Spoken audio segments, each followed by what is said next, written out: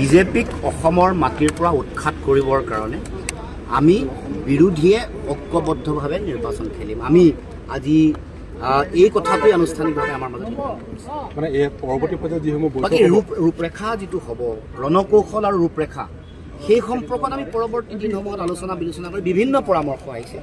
Agenda কি হ'ব, কোনবোৰ পইণ্ট আমি হিট কৰিম, তেওঁলোকৰ উইকনেছ ক'ত, তেওঁলোকে কি কৰি আছে, কাৰাপশ্যন কি, এইবোৰ চব বহুত আলোচনা হৈছে। কিন্তু আমি প্ৰথম আজি অন প্ৰিন্সিপল নীতিগতভাৱে এটা সিদ্ধান্ত লৈছোঁ যে আমি ঐক্যবদ্ধভাৱে নিৰ্বাচন খেলিম। এইটো অসমৰ জনগণৰ প্ৰতি আমাৰ যিটো দায়িত্ব, এই দায়িত্ব আমি পালন কৰিবৰ কাৰণে আমি আগবাঢ়িম। সময় গম পাই থাকিব, যিবোৰ আমি কৰিম আপোনালোকৰ পৰা কেতিয়াও আঁতৰত নকৰোঁ। আমি যি কৰিম সুপৰিকল্পিতভাৱে আৰু অসমৰ জনগণৰ স্বাৰ্থত যিহেতু কৰিম, সকলো কথাই আপোনালোকে জানিব পাৰিব। এতিয়া আজিৰ দিনটোত আমি এইটোৱেই অসমৰ জনগণৰ মাজলৈ এই বাৰ্তাটোকে দিব।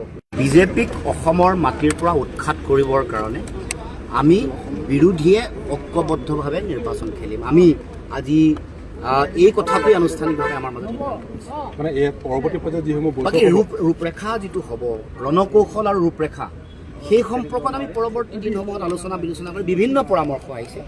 এজেণ্ডা কি হ'ব, কোনবোৰ পইণ্ট আমি হিট কৰিম, তেওঁলোকৰ উইকনেছ ক'ত, তেওঁলোকে কি কৰি আছে, কাৰাপশ্যন কি, এইবোৰ চব বহুত আলোচনা হৈছে। কিন্তু আমি প্ৰথম আজি অন প্ৰিন্সিপল নীতিগতভাৱে এটা সিদ্ধান্ত লৈছোঁ যে আমি ঐক্যবদ্ধভাৱে নিৰ্বাচন খেলিম। এইটো অসমৰ জনগণৰ প্ৰতি আমাৰ যিটো দায়িত্ব, এই দায়িত্ব আমি পালন কৰিবৰ কাৰণে আমি আগবাঢ়িম। সময় গম পাই থাকিব, যিবোৰ আমি কৰিম আপোনালোকৰ পৰা কেতিয়াও আঁতৰত নকৰোঁ। আমি যি কৰিম সুপৰিকল্পিতভাৱে আৰু অসমৰ জনগণৰ স্বাৰ্থত যিহেতু কৰিম, সকলো কথাই আপোনালোকে জানিব পাৰিব। এতিয়া আজিৰ দিনটোত আমি এইটোৱেই অসমৰ জনগণৰ মাজলৈ এই বাৰ্তাটোকে দিব।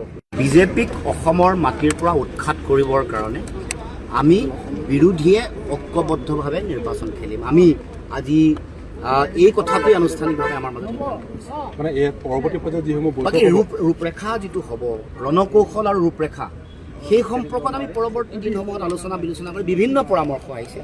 এজেণ্ডা কি হ'ব, কোনবোৰ পইণ্ট আমি হিট কৰিম, তেওঁলোকৰ উইকনেছ ক'ত, তেওঁলোকে কি কৰি আছে, কাৰাপশ্যন কি, এইবোৰ চব বহুত আলোচনা হৈছে। কিন্তু আমি প্ৰথম আজি অন প্ৰিন্সিপল নীতিগতভাৱে এটা সিদ্ধান্ত লৈছোঁ যে আমি ঐক্যবদ্ধভাৱে নিৰ্বাচন খেলিম। এইটো অসমৰ জনগণৰ প্ৰতি আমাৰ যিটো দায়িত্ব, এই দায়িত্ব আমি পালন কৰিবৰ কাৰণে আমি আগবাঢ়িম। সময় গম পাই থাকিব, যিবোৰ আমি কৰিম আপোনালোকৰ পৰা কেতিয়াও আঁতৰত নকৰোঁ। আমি যি কৰিম সুপৰিকল্পিতভাৱে আৰু অসমৰ জনগণৰ স্বাৰ্থত যিহেতু কৰিম, সকলো কথাই আপোনালোকে জানিব পাৰিব। এতিয়া আজিৰ দিনটোত আমি এইটোৱেই অসমৰ জনগণৰ মাজলৈ এই বাৰ্তাটোকে দিব। সময় গম পাই থাকিব, যিবোৰ আমি কৰিম আপোনালোকৰ পৰা কেতিয়াও আঁতৰত নকৰোঁ। আমি যি কৰিম সুপৰিকল্পিতভাৱে আৰু অসমৰ জনগণৰ স্বাৰ্থত যিহেতু কৰিম, সকলো কথাই আপোনালোকে জানিব পাৰিব। এতিয়া আজিৰ দিনটোত আমি এইটোৱেই অসমৰ জনগণৰ মাজলৈ এই বাৰ্তাটোকে দিব।